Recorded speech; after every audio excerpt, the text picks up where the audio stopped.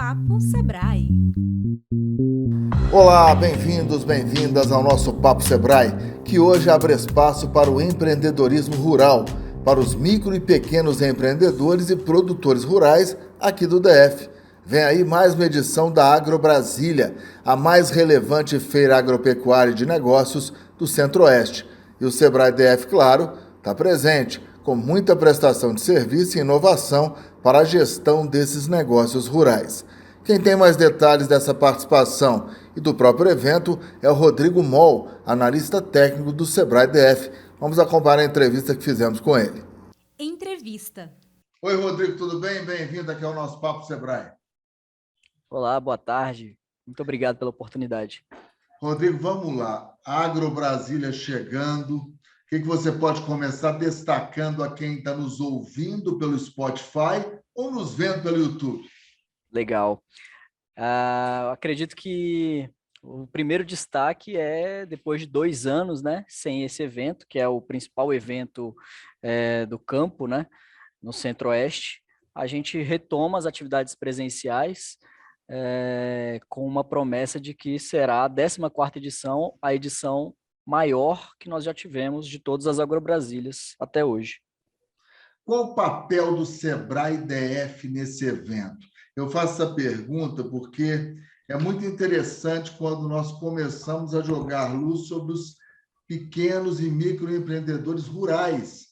O DF, em nível nacional, já tem um destaque, né, Rodrigo? Sem dúvida, nós temos alguns destaques, né, dependendo do segmento de que a gente está tratando, e o papel do Sebrae nesse sentido é prover acesso, prover conhecimento para que esses pequenos empreendedores rurais, né, esses empreendedores rurais de pequeno porte, possam se desenvolver, possam prosperar nos seus negócios, entendendo a atividade rural também como um negócio, como uma empresa que apenas está localizada numa região geográfica rural, mas tem que funcionar, tem que ter os mesmos controles, tem que ter a mesma gestão eficiente de uma empresa urbana. Então, o papel do Sebrae é levar essa informação, né, para os empreendedores rurais. É interessante esse paralelo que você faz entre o modelo de gestão de uma pequena empresa rural com o modelo de gestão de uma pequena empresa urbana. Obviamente que cada qual tem a sua própria característica, porém, planejamento, organização, foco no cliente, eu acho que são as bases de ambas, né? Sem dúvidas, eu não tenho dúvidas disso. Eu costumo dizer que o empresário ou empreendedor rural, ele tem um desafio comum a todos os empresários, que é esse da gestão, é esse do relacionamento com o cliente, é o de desenvolver bons produtos ou bons serviços, dependendo da situação, e um desafio extra de lidar com a produção que envolve questões climáticas, que envolve, né, variáveis outras que o empresário da cidade às vezes não precisa se preocupar. Então, é um desafio, eu diria que um pouco mais complexo em algumas áreas, em algumas atividades, né? De forma geral, isso obviamente, é claro que na cidade a gente tem várias atividades super complexas, mas o empreendedor rural, seja ele grande ou pequeno, tem que lidar, além de todas as questões técnicas de uma empresa, também com as questões técnicas de produção, de natureza, de solo, clima, água, enfim, maquinário. Então, ele precisa ter tudo isso muito, muito à mão, com muito controle, sabendo exatamente o que está fazendo, porque as chances de um prejuízo, né, ou de um negócio não ser bem sucedido, aumenta quando você tem mais riscos envolvendo a atividade, né? Então, é importante que o empreendedor rural esteja ciente e com o pé no chão em relação a isso. Hoje um bate-papo com o Rodrigo Moll, analista de atendimento do Sebrae DF. Hoje nós saímos um pouquinho do ambiente urbano e estamos focando no ambiente rural. Há uma cadeia produtiva muito interessante de micro e pequenos empreendedores rurais. O DF, em nível nacional, já começa a ter destaque em algumas áreas. Como é que está esse mercado consumidor hoje aqui em Brasília? A gente ouve muito, Rodrigo, boa parte da produção vem de fora do DF. Como é que está esse pessoal em relação à demanda interna? Legal. Bom, de fato, muita coisa ainda precisa vir de fora. A nossa área agricultável não é tão grande. Então, o nosso produtor rural, ele, ao invés de ter grande escala de produção, ele tem grande qualidade na sua produção. Ele busca produtividade, que é fazer mais numa área menor, né? Então, graças a essa limitação, de repente, a gente tem destaque em algumas atividades, como, por exemplo, a agricultura orgânica, né? Que tem um mercado super reconhecido aqui no Brasil. O Distrito Federal recebe missões de fora para aprender com os nossos produtores locais, graças talvez ao mercado que demanda esse tipo de alimento, com saudabilidade, com rastreabilidade, né? É um público consumidor exigente, e ao mesmo Tecnologia também é importante, né? Você falou em rastreabilidade. É um empreendedor rural no DF que investe muito em tecnologia, né? Sem dúvidas, sem dúvidas. O empreendedor do Distrito Federal, ele investe muito em tecnologia, seja ela de cultivo protegido, tecnologias de irrigação com microaspersores ou por gotejamento, que são agriculturas mais voltadas para precisão, né? Em que você repõe a quantidade de água que o alimento está precisando e não simplesmente, né, joga uma água aleatoriamente, sem um cálculo disso. Enfim, às vezes você consegue fazer a nutrição da planta também por meio da água, usando esse tipo de tecnologia.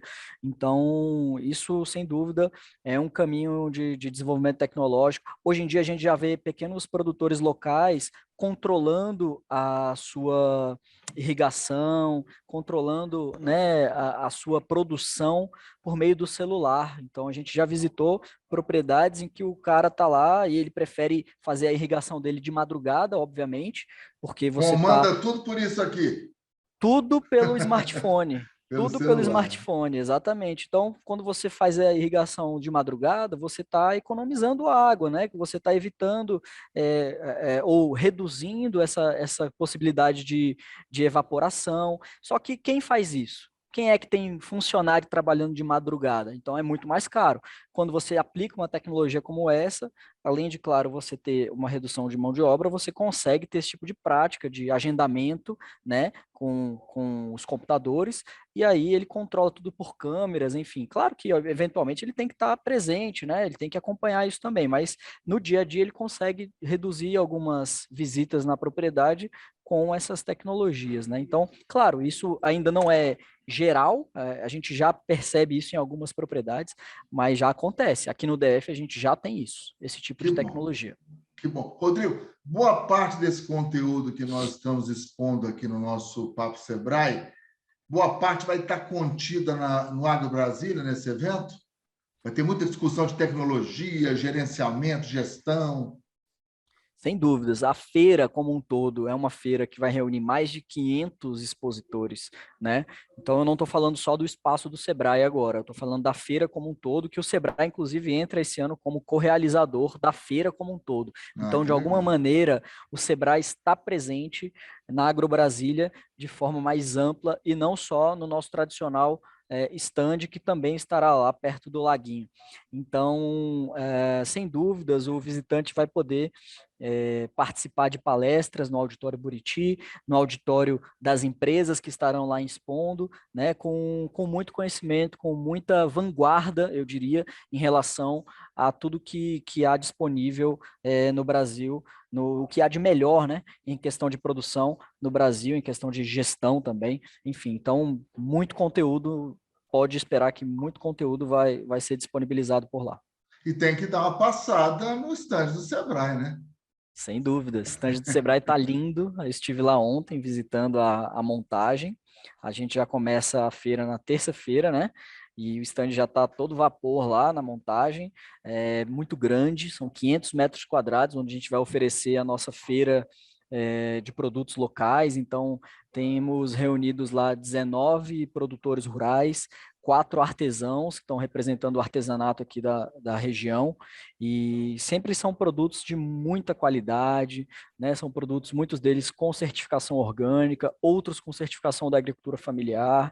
E, enfim, quando a gente fala isso, a gente está falando de pequenas produções, de produções trabalhadas na ponta dos dedos, né? Então, com certeza, o visitante que for ao nosso espaço no Sebrae Distrito Federal, em parceria com a FAP, com o Senar e com os sindicatos, vai ter muita coisa boa para levar para casa. Eu acho que é muito emblemático, melhor dizendo, esse abraço, entre aspas, que o Sebrae faz em relação à AgroBrasília, esta feira, porque demonstra para o público interno e para o externo que a agricultura, o agronegócio, o pequeno empreendedor rural também são prioridades em termos de atendimento, né, Rodrigo? Sem dúvidas, sem dúvida. Desde sempre. O Sebrae está na AgroBrasília desde a sua primeira edição. Estamos indo para a 14ª edição, a 12ª presencial, as duas últimas. Na verdade, o ano passado não existiu, né, a feira. Em 2020 nós tivemos a edição digital, mas sem dúvida, a pauta da agricultura faz parte da essência do Sebrae há muitos anos, e a AgroBrasília é o principal evento do Centro-Oeste, né, quando o assunto é campo. Então, não teria como o Sebrae estar de fora, e a gente está muito feliz, né, de poder voltar, né, presencialmente, poder ter aquele contato com os nossos clientes, com os nossos fornecedores também, né, nesse sentido, porque a gente também é consumidor, afinal, né, a gente também leva alimento para casa, e o alimento geralmente sai dessas pequenas propriedades. A diversidade do alimento que chega à mesa do brasileiro é oriundo das pequenas produções. Então, é isso que a gente vai encontrar por lá no estande do Sebrae. Rodrigo, parabéns pelo trabalho, né? As portas estão abertas aqui também no nosso Papo Sebrae. Sucesso, viu? Valeu, querido. Muito obrigado e muito boa tarde a todos que estão nos ouvindo. Não percam, portanto, a AgroBrasília. E hoje a dica, ou as dicas da Cris Nione, ela que é assessora de imprensa do Sebrae DF, tem tudo a ver com o nosso tema. Dicas para empreender no agronegócio, um dos segmentos, convenhamos, mais importantes da nossa economia. Oi, Cris, tudo bem? Dicas Sebrae. Olá, Estevão. Olá, ouvintes. Vamos às dicas da semana. Dica 1. Escolha por afinidade. O agronegócio envolve todos os segmentos da cadeia produtiva vinculada à agropecuária. Isso significa que estão incluídas atividades desenvolvidas por fornecedores de insumos e sementes, equipamentos, serviços, beneficiamento de produtos, industrialização e comercialização da produção. Existem dezenas de segmentos que você pode escolher para começar a empreender. Direcione sua decisão com base no seu conhecimento técnico e afinidade pelas atividades envolvidas. Assim, você terá mais segurança e motivação para enfrentar os desafios e vencê-los. Dica 2. Pesquise o mercado. Escolher o foco ou o propósito do seu empreendimento frente a tantas opções pode ser extremamente desafiador. Por isso, você deve realizar uma pesquisa de mercado para coletar dados e informações que embasem sua decisão. Os órgãos oficiais do governo, como a Empresa Brasileira de Pesquisa Agropecuária, Embrapa, o Ministério da Agricultura, Pecuária e Abastecimento e o Instituto Brasileiro de Geografia e Estatística, IBGE, podem ser de grande ajuda nesse sentido, pois tem muitas informações relevantes que permitirão entender os números do setor que você escolheu e as tendências para os próximos anos. Dica 3. Converse com quem entende. Outra ação importante que você pode tomar antes de empreender no agronegócio é conversar com quem já atua nesse setor.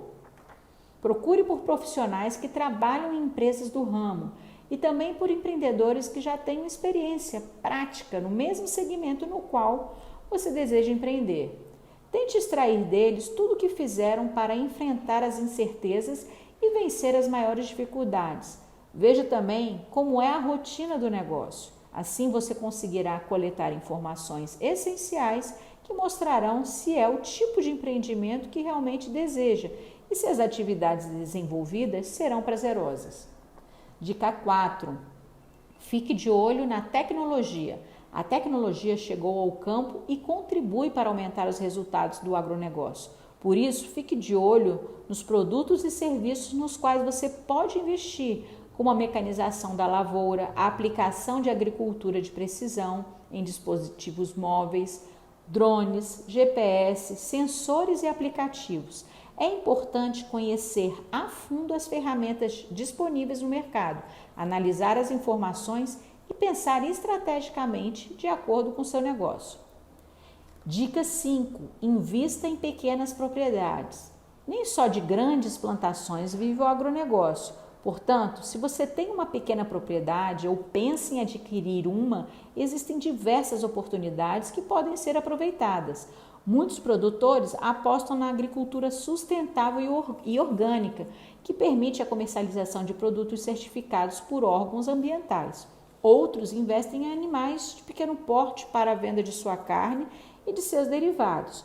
O consumidor final é sempre a engrenagem mais importante do agronegócio. Avalie o que é consumido na região onde pretende atuar e quais são as expectativas do mercado em relação aos produtos ofertados. É isso aí, Estevão. Até semana que vem. Valeu, Cris! Com essas dicas, nosso Papo Sebrae fica por aqui. Até semana que vem, pessoal. Tchau, tchau.